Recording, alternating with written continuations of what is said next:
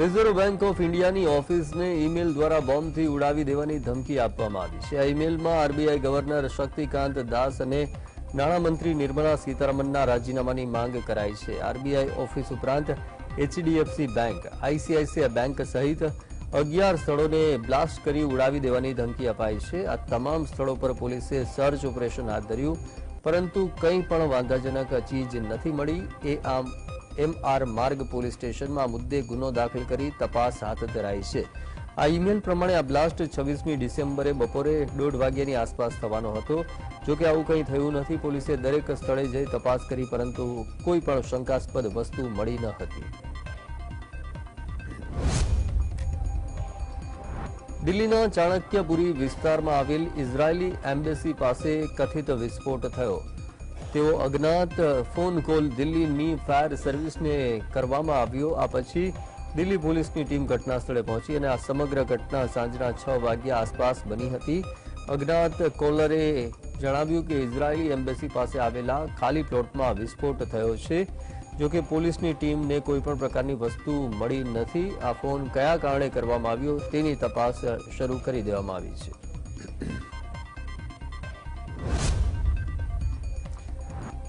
દિગ્ગજ કુસ્તીબાજોનો wrestling federation of ઇન્ડિયાના પૂર્વ પ્રમુખ બ્રિજભૂષણ શરણ સિંહ સામે વિરોધ યથાવત છે। આ દરમિયાન વિનેશ ફોગાટે પણ પોતાનો એવોર્ડ પરત કરવાની જાહેરાત કરી છે। ફોગાટે પીએમ મોદીને પત્ર લખી જણાવ્યું, હું મારો મેજર ધ્યાનચંદ ખેલ રત્ન એવોર્ડ અને અર્જુન એવોર્ડ પરત કરી રહી છું। મને આ સ્થિતિમાં મૂકવા માટે સર્વશક્તિમાનનો ખૂબ જ આભાર। તેમણે આ પત્રને સોશિયલ મીડિયા પ્લેટફોર્મ પર શેર પણ કર્યો છે। વિનેશ ફોગાટના નિર્ણય પર કુસ્તીબાજ બજરંગ પુનિયાએ જણાવ્યું કે હું નિઃશબ્દ છું। આશા રાખું છું કે આ દિવસ કોઈ ખેલાડીએ ન જોવો પડે।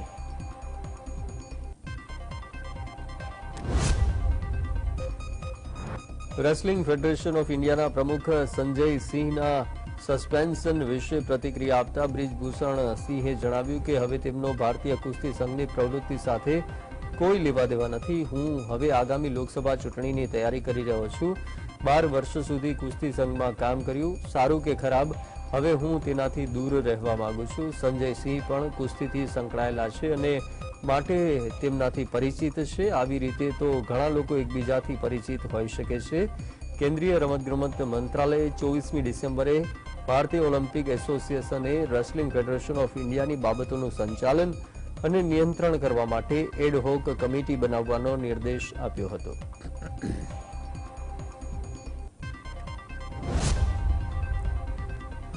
વર્ષ 2024ની લોકસભાની ચૂંટણીની રણનીતિ નક્કી કરવા માટે કોંગ્રેસ પાર્ટીએ ભોપાલમાં બેઠક કરી હતી। આ બેઠકમાં કોંગ્રેસ અધ્યક્ષ મલ્લિકાર્જુન ખડગે, રાહુલ ગાંધી સહિત ઘણા વરિષ્ઠ નેતાઓની હાજરી હતી। પાર્ટી હાઈકમાન્ડે જીતુ પટવારી સહિત મધ્યપ્રદેશ કોંગ્રેસના નેતાઓ સાથે ચર્ચા કરી હતી અને પ્રદેશમાં પક્ષની સ્થિતિ વિશે સમીક્ષા કરી હતી। પંજાબ કોંગ્રેસના પ્રમુખ અમરિન્દર સિંહ રાજા વારિંગે જણાવ્યું કે અમે પ્રદેશના લોકોના પ્રશ્ન અને વિચાર પાર્ટી સમક્ષ રજૂ કરીશું। પંજાબમાં લોકસભા ચૂંટણીને લઈ ગઠબંધન વિશે ચર્ચા થઈ શકે છે।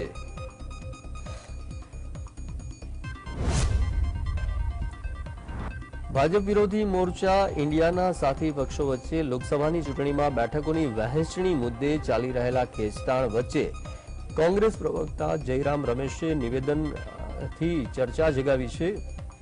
રમેશે જણાવ્યું કે કોંગ્રેસ ખુલ્લા મન અને બંધ મોં સાથે ઇન્ડિયાના સાથી પક્ષો સાથે બેઠકની વહેંચણી કરશે।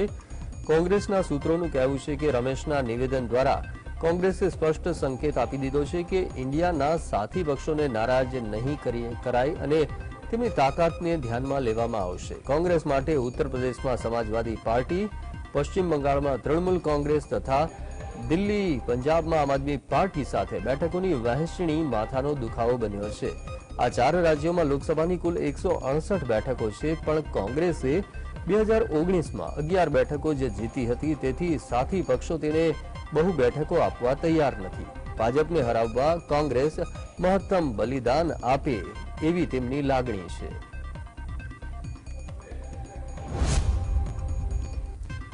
તૃણમૂલ કોંગ્રેસના સાંસદ કલ્યાણ બેનર્જીએ ઉપરાષ્ટ્રપતિ જગદીપ ધનખડની મિમિક્રી કરી અને રાહુલ ગાંધીએ તેનો વિડીયો ઉતાર્યો. એ મુદ્દે ભાજપ આક્રમક છે.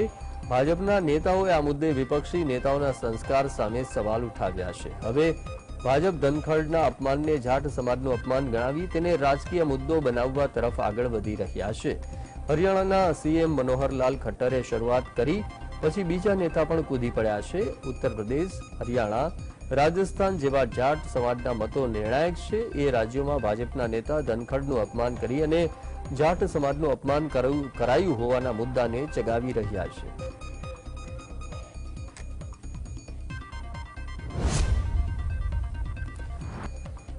મધ્યપ્રદેશમાં મુખ્યમંત્રી બદલાતા જે જ્યોતિરાદિત્ય સિંધિયાનો દબદબો ઘટી ગયો છે. શિવરાજસિંહ ચૌહાણ સરકારમાં સિંધિયાના 9 સમર્થકોને મંત્રી બનાવાયેલા, જ્યારે નવા બનેલા મોહન યાદવ મંત્રીમંડળના 28માંથી 3 જ મંત્રી સિંધિયાના સમર્થક છે. પ્રદ્યુમનસિંહ તોમર, તુલસી સિલાવટ અને ગોવિંદસિંહ રાજપૂત એમ 3 સિંધિયા સમર્થકોને મંત્રી બનાવાયા છે. સિંધિયા માટે સૌથી મોટો આંચકો પ્રભુરામ ચૌધરીની બાદબાકી છે. જ્યોતિરાદિત્ય સિંધિયાના પિતા માધવ રાવની નજીક રહી ચૂકેલા પ્રભુરામ સિંધિયા કેમ્પના સૌથી દિગ્ગજ નેતા છે, પણ હાઈકમાન્ડે તેમનું જ પત્તું કાપી નાખ્યું છે. ભાજપના સૂત્રોનું કહેવું છે કે 2020માં સરકાર રચાવાની હતી, તેથી ભાજપે જ્યોતિરાદિત્ય સિંધિયાને મહત્વ આપેલું, પણ હવે સિંધિયાની ગરજ નથી, તેથી ભાજપ પોતાના માણસોને મંત્રી બનાવી સિંધિયા પરની નિર્ભરતા ઓછી કરી રહ્યું છે.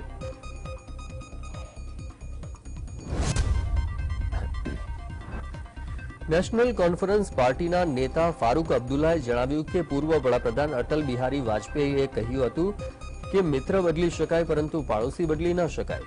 જો આપણે બંને પાડોશી દેશ એકબીજા સાથે મિત્રતા રાખીશું તો બંને સારી રીતે પ્રગતિ કરીશું.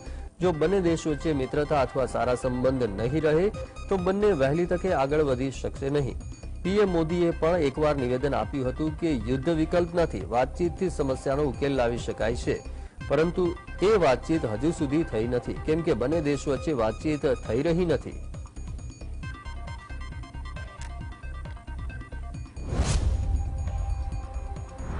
સમાજવાદી પાર્ટીના નેતા સ્વામી પ્રસાદ મૌર્યએ ફરી એકવાર હિન્દુઓની લાગણી દુભાય તેવું નિવેદન કર્યું છે. સ્વામી પ્રસાદ મૌર્યએ કહ્યું કે આમ પણ 1995માં સુપ્રીમ કોર્ટે કહ્યું હતું કે હિન્દુ કોઈ ધર્મ નથી, તે જીવન જીવવાની એક શૈલી છે. એટલું જ નહીં, જે ધર્મના સૌથી મોટા ઠેકેદાર બને છે તે આરએસએસના પ્રમુખ મોહન ભાગવત પણ એક બે નહીં ઘણી વખત કહી ચૂક્યા છે કે હિન્દુ કોઈ ધર્મ નથી, પણ જીવન જીવવાની કળા છે. દેશના વડાપ્રધાન મોદી પણ કહી ચૂક્યા છે અને ગડકરી પણ બોલ્યા હતા, પણ આ લોકોના કહેવાથી કોઈની લાગણી દુભાતી નથી. જો સ્વામી પ્રસાદ મૌર્ય કહી દે તો વિવાદ વધી જાય છે. હિન્દુ કોઈ ધર્મ નથી, તે ફક્ત દગો છે.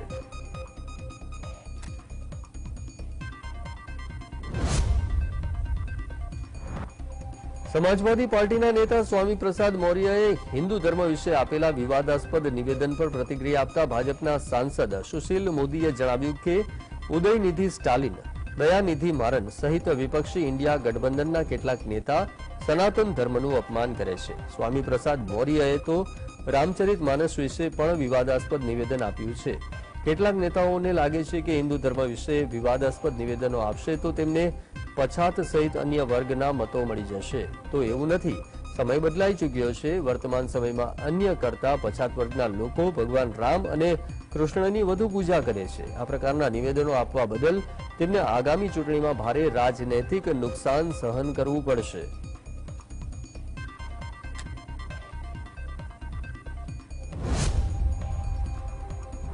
કેન્દ્રીય મંત્રી નિત્યાનંદ રાયે જણાવ્યું કે સ્વામી પ્રસાદ મૌર્ય હોય કે વિપક્ષી ઇન્ડિયા ગઠબંધનના અન્ય કોઈ નેતા હોય, તેઓ ધર્મનો અર્થ સમજતા નથી. સમાજ ધર્મ, દેશ ધર્મ વિશે તેઓ જાણતા નથી. જીવનમાં આદર્શ અને મર્યાદા, જે લાગણીઓને પવિત્ર રાખે, જે સદભાવના અને પ્રેમની ભાવના આપે, એ સનાતન હિન્દુ ધર્મની વિશેષતા છે. હિન્દુ જીવન પદ્ધતિ સનાતન ધર્મના આધારે છે. તેના 7 સત્કાર સંસ્કાર ખૂબ જ પવિત્ર છે, જેને માનવતાએ જાળવી રાખી છે. વિપક્ષી ઇન્ડિયા ગઠબંધન એ વોટ મેળવવા માટે તુષ્ટિકરણની વિચારધારાને અપનાવી છે.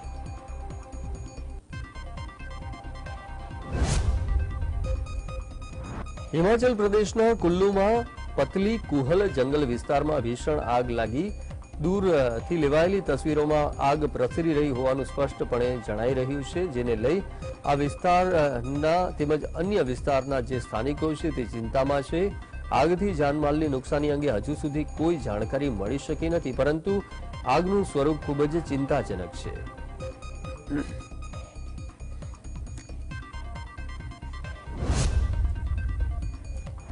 અયોધ્યામાં 22મી જાન્યુઆરીના રોજ રામ મંદિર પ્રાણ પ્રતિષ્ઠા કાર્યક્રમમાં હાજરી આપવા બાબતે અપાયેલા નિમંત્રણ પર પ્રતિક્રિયા આપતા સીપીઆઈએમ પાર્ટીના નેતા બ્રિંદા કરાતે જણાવ્યું કે તેમનો રાજકીય પક્ષ આ કાર્યક્રમમાં હાજરી નહીં આપે. અમે સ્પષ્ટ કર્યું છે કે તેની પાછળ અમારી મૂળભૂત સમજ છે. અમે લોકોની ધાર્મિક લાગણીનું સન્માન કરીએ છીએ, પરંતુ ધાર્મિક કાર્યક્રમને રાજનીતિ સાથે જોડવું યોગ્ય નથી. આ ધાર્મિક કાર્યક્રમનું રાજનીતિકરણ છે, જે યોગ્ય નથી. 22મી જાન્યુઆરી 2024ના રોજ અયોધ્યામાં રામ મંદિરમાં પ્રાણ પ્રતિષ્ઠા કાર્યક્રમ યોજવામાં આવશે. આ કાર્યક્રમમાં પીએમ મોદી પણ હાજરી આપી શકે છે. આ માટે યોગી સરકારે દેશવાસીઓ તેમજ વિદેશી કલાકારોને આમંત્રિત કર્યા છે, જેઓ મર્યાદા પુરુષોત્તમ પ્રભુ શ્રી રામના જીવનને તેમના શિલ્પ અને ચિત્ર દ્વારા દર્શાવશે.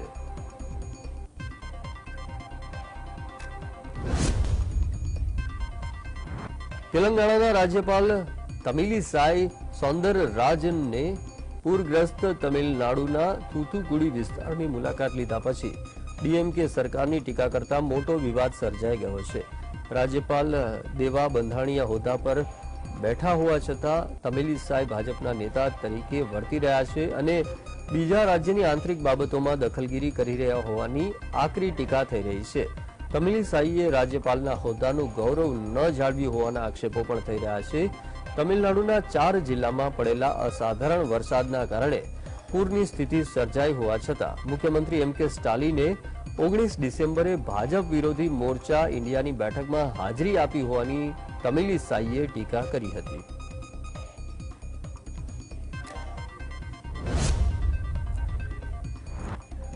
Radar dodging guided missile destroyer INS ઇમ્ફાલને ભારતીય નૌકાદળમાં સામેલ કરવામાં આવી છે. તેને નેવીના વેસ્ટર્ન કમાન્ડમાં તૈનાત કરવામાં આવશે. ભારતમાં બનેલ આ યુદ્ધ જહાજ જમીનથી જમીનમાં હુમલો કરવા ભારતીય મિસાઇલ સિસ્ટમ બ્રહ્મોસથી પણ સજ્જ છે.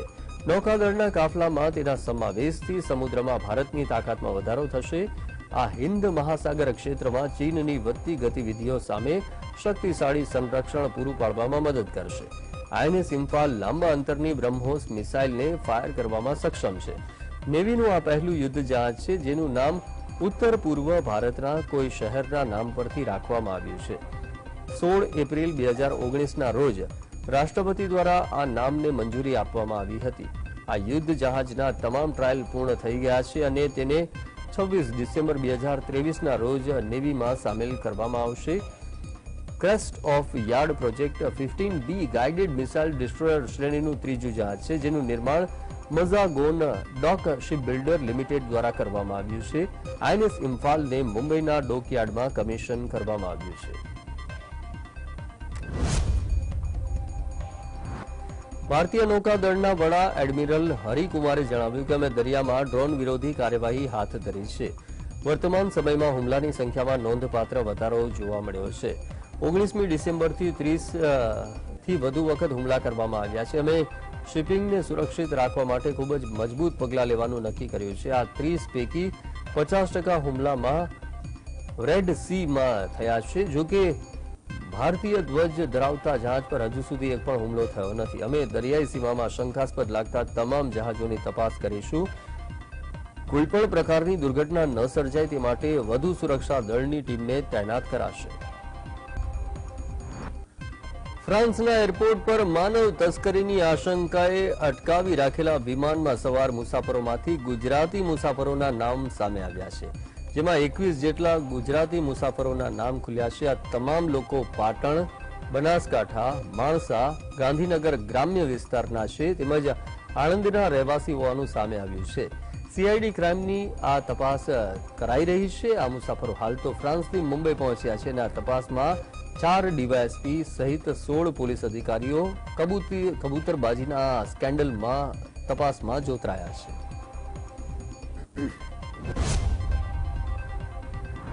તો વિઝા કૌભાંડ મામલે મોટો ખુલાસો એ પણ થયો છે કે એજન્ટોની જુદી જુદી મોડસ ઓપરેન્ડી પણ સામે આવી છે, જેમાં નકલી માર્કશીટ, સર્ટિફિકેટ, બેંકની ખોટી એન્ટ્રી તેમજ ખોટી નોકરી આપવાની લાલચે વિદેશ મોકલાતા હોવાનું તપાસમાં સામે આવ્યું છે. વિઝા કન્સલ્ટન્સીની ઓફિસમાંથી મળી આવેલા તમામ ડોક્યુમેન્ટ બનાવટી છે. સીઆઈડી ક્રાઇમે આઉટસોર્સ ઇન્ડિયા નામની ઓફિસ ખોલી ગેરકાયદે વિઝા પ્રોસેસ કરનારા દીપક પટેલ અને સ્નેહલ પટેલની ધરપકડ કરી છે.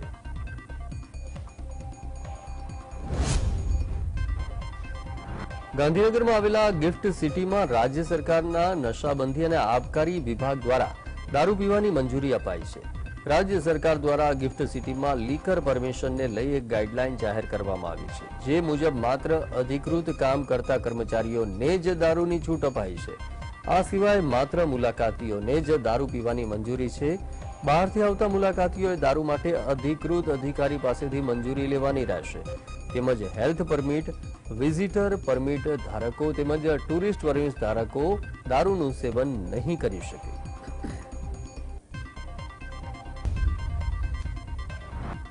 તો 31 ડિસેમ્બરને લઈ અને રાજકોટ પોલીસ સતર્ક બની છે. દરરોજ પોલીસે ડ્રાઈવ પણ હાથ ધરી છે.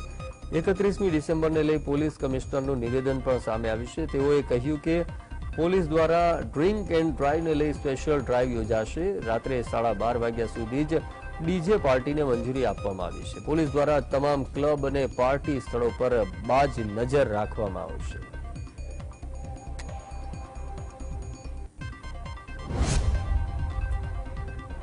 રાજ્યમાં દિવસે ને દિવસે ડ્રગ્સ, ગાંજા, ચરસનું વેચાણ વધી રહ્યું છે, જેના કારણે અનેક પરિવાર બરબાદ થઈ રહ્યા છે. જૂનાગઢમાં ડ્રગ્સ અને એનડીપીએસનું વધતું જતું ચલણ અટકાવવા માટે પોલીસ દ્વારા આવા ગુનામાં પકડાયેલા આરોપીઓનું કાઉન્સેલિંગ કાર્યક્રમ યોજાયો, જેમાં પોલીસ અધિકારીઓએ આરોપીઓ કેવી રીતે આવા ધંધે ચડ્યા હતા, કેટલો ટાઈમ તેઓએ જેલમાં સજા ભોગવી, તેઓ હવે શું કરી રહ્યા છે તે સમગ્ર બાબતે માહિતી મેળવી હતી.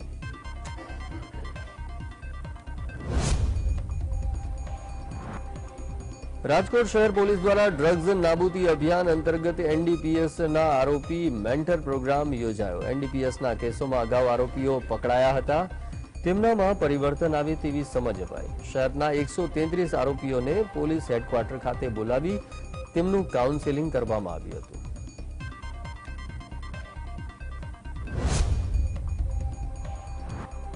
જેટકો વિદ્યુત સહાયક પરીક્ષામાં ફરજમાં બેદરકારી દાખવવા બદલ 5 અધિકારીઓને સસ્પેન્ડ કરવામાં આવ્યા છે. Deputy engineer KH Parmar, SR Yadav અને BJ Chaudhary, executive engineer AP Bhabhor અને JG પટેલને સસ્પેન્ડ કરવામાં આવ્યા છે.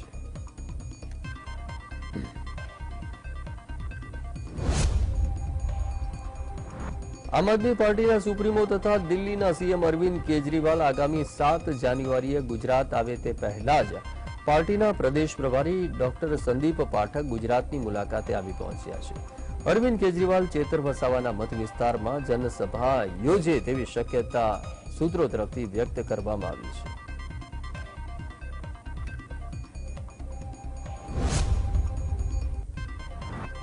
રાજ્યના સીએમની અધ્યક્ષતા હેઠળ કેબિનેટ બેઠકનું આયોજન કરવામાં આવનાર છે. આ બેઠકમાં રાજ્યની વર્તમાન પરિસ્થિતિ મામલે, આગામી વાઇબ્રન્ટ સમિટ મામલે ઉપરાંત કેબિનેટ બેઠકમાં 31મી ઉજવણીના ભાગરૂપે કાયદો અને વ્યવસ્થાની પરિસ્થિતિના મામલે ચર્ચા કરવામાં આવનાર છે.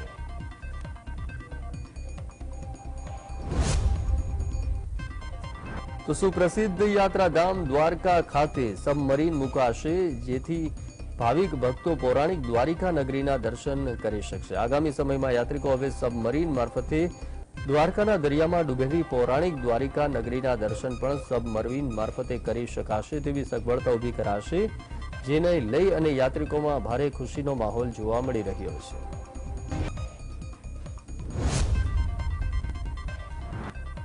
પાટણના હારીજના એપીએમસીના ચેરમેન ભગવાનભાઈ ચૌધરીનું નિધન થયું છે. ભગવાનભાઈને પોતાના નિવાસ સ્થાને હાર્ટ એટેક આવ્યો. હોસ્પિટલ તેઓને લઈ જવાયા, પરંતુ હોસ્પિટલ પહોંચે તે પહેલા જ તેમનું મૃત્યુ થઈ ચૂક્યું હતું.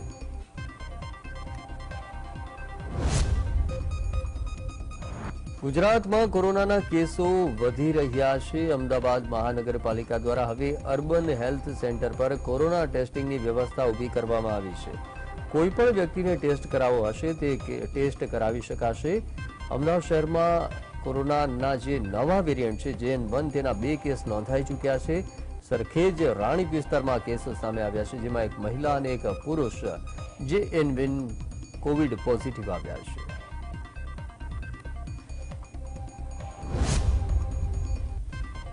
તો આ ઉપરાંત અમદાવાદમાં બીજા કોરોનાના કેસીસ સામે આવ્યા છે, જેમાં સરખેજ અને રાણીપ વિસ્તારમાં કેસો નોંધાયા છે, જેમાં એક દર્દીની ટ્રાવેલિંગ હિસ્ટ્રી વિદેશની હોવાનું સામે આવ્યું છે અને પ્રાપ્ત માહિતી મુજબ તે સિંગાપોરથી પરત ફર્યા છે.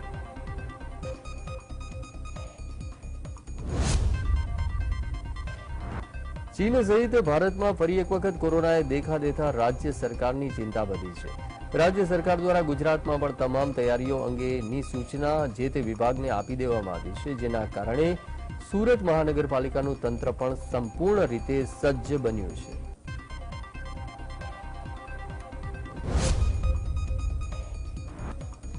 ધ્રાંગધ્રા મોદી યુગનો લાભ લેવામાં નિષ્ફળ નીવડ્યું હોવાનું ધ્રાંગધ્રાના ધારાસભ્ય પ્રકાશ વરમોરાએ ચાલુ સભામાં નિવેદન આપ્યું. તેઓએ જણાવ્યું કે 2001 બાદ ગુજરાતમાં મોદી યુગ ચાલુ થયો, પણ તેનો લાભ ધ્રાંગધ્રા ન લઈ શક્યું. અહીંના મુખ્ય હાઈવે પરની જમીનો પણ કોઈ લેવા તૈયાર નથી તેવું ધારાસભ્યએ નિવેદન કર્યું હતું.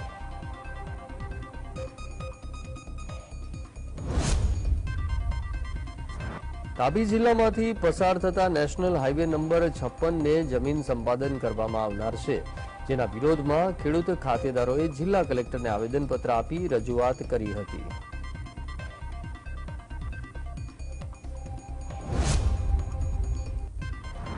સાબર ડેરીએ 59મી સાધારણ સભામાં કરેલો ઠરાવ પરત ખેંચ્યો છે.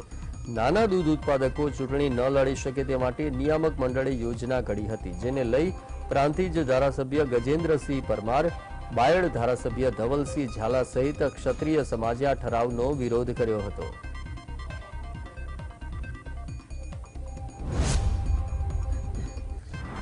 સુરતના કતારગામ BRTS અકસ્માત મામલે સુરત મહાનગરપાલિકાનું તંત્ર હરકતમાં આવ્યું છે. BRTS અને સિટી બસ અડફટે બનતી ઘટનાઓને અટકાવવા મેયર અને પાલિકા કમિશનરની અધ્યક્ષતામાં સમીક્ષા બેઠક મળી હતી.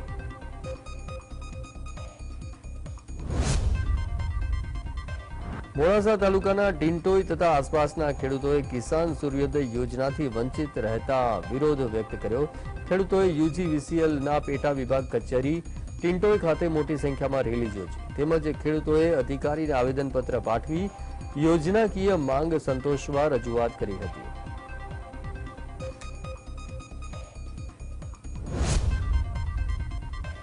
બનાસકાંઠાના થરાદ મીઠા હાઈવે પર હિટ એન્ડ રનની ઘટનાએ 32 વર્ષીય યુવકનો ભોગ લીધો, જેમાં લક્ઝરી ચાલકે યુવકને અડફેટે લેતા તેનું ઘટના સ્થળે જ મોત થઈ ગયું હતું. આ સમગ્ર ઘટનાના CCTV સામે આવ્યા છે, તેને લઈ પોલીસે તપાસ હાથ ધરી છે.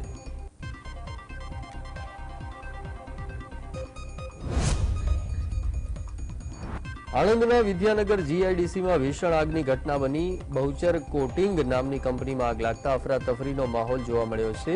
આ ઘટનામાં કંપનીના માલિક સહિત 5 જેટલા લોકો આગની ઝપટમાં આવી ગયા. તેઓને સારવાર માટે ખસેડાયા છે. ફાયર બ્રિગેડની 4 જેટલી ટીમે સ્થળ પર પહોંચી અને આગને કાબૂમાં લીધી હતી.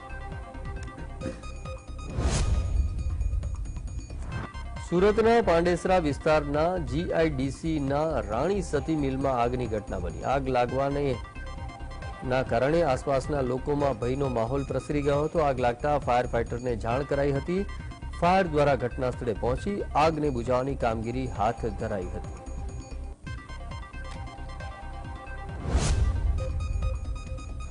સુરતની નવી સિવિલ હોસ્પિટલમાં ફરી એક વખત નિષ્ઠુર જનેતાએ પોતાના 2 મહિનાના બાળકને તરછોડી દીધા હોવાનો કિસ્સો સામે આવ્યો. 9 ઓક્ટોબરના રોજ કામરેજ CHC સેન્ટર ખાતે મૂળ નંદુરબારના વતની મનીષા ભારોલા નામની મહિલાએ અધૂરા માસે માસૂમ બાળકને જન્મ આપ્યો હતો.